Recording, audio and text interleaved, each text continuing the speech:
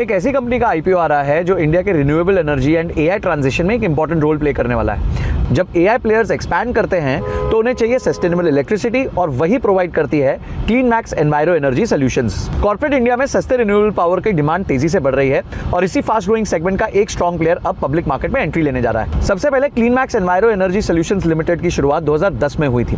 Company सिर्फ corporate renewable energy solutions provide करती है, इसका गवर्नमेंट के साथ कोई भी एंगेजमेंट नहीं है। ये कंपनी इंडस्ट्रियल और कमर्शियल क्लाइंट्स को solar power, wind solar hybrid, renewable energy credits, EPC solutions for renewable energy provide करती है। क्लीन मैक्स का बिजनेस मॉडल एसेट बैक्ड है। कंपनी रिन्यूएबल प्लांट्स डेवलप करती है और फिर लॉन्ग टर्म एग्रीमेंट्स के थ्रू पावर को सेल कर देती है। इनका कस्टमर बेस काफी स्ट्रांग है।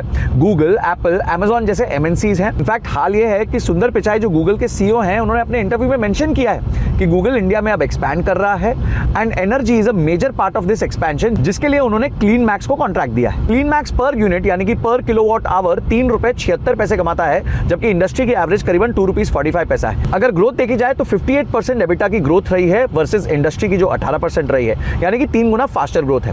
कस्टमर स्टिकीनेस भी है, यानी 80% बिजनेस रिपीट हो रहा है। और जब आप गूगल और एप्पल के डेटा सेंटर्स को पावर दे रहे हो तो कस्टमर्स चर्न नहीं करते हैं। अब बात करते हैं पीयर कंपैरिजन की। क्लीन मैक्स को कंपेयर किया गया है लिस्टेड रिन्यूएबल एनर्जी प्लेयर्स के साथ, यानी कि Acme solar holdings, NTPC green energy, Adani green energy. Revenue के हिसाब से देखें तो क्लीन मैक्स एनर्जी का रेवेन्यू करीबन 1600 करोड़ है, वहीं एक्मे सोलर का करीबन 1400 करोड़ है। अगर इंडस्ट्री की बात करें तो इंडिया का कॉर्पोरेट रिन्यूएबल मार्केट काफी तेजी से ग्रो कर रहा है। कंपनीज अपने ईएसजी टारगेट्स अचीव करने के लिए ग्रीन पावर को अडैप्ट कर रही हैं।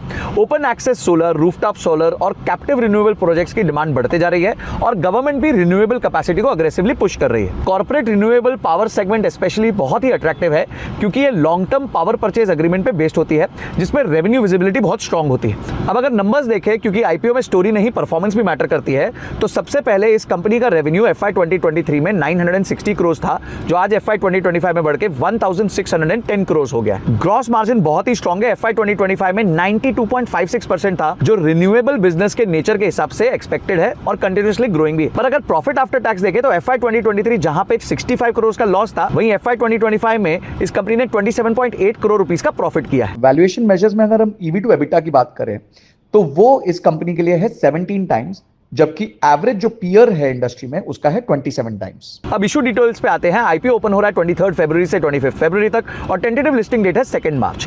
फेस वैल्यू है शेयर का 1 रुपीज और प्राइस बैंड है 1000 से लेके 1053 तक। इशू साइज है 3100 करोड़, जिसमें से फ्रेश इशू जो कंपनी के ग्रोथ के काम आएगा वो है 1200 करोड़ और बचा हुआ 1900 करोड़ ऑफर फॉर सेल है। तो गाइस, ये जो आईपीओ है ये इंडिया के रिन्यूएबल एनर्जी की स्टोरी है। आप अपनी रिसर्च खुद कर लेना और चेक करना कि क्या आप इस आईपीओ में अप्लाई करेंगे कि नहीं करेंगे।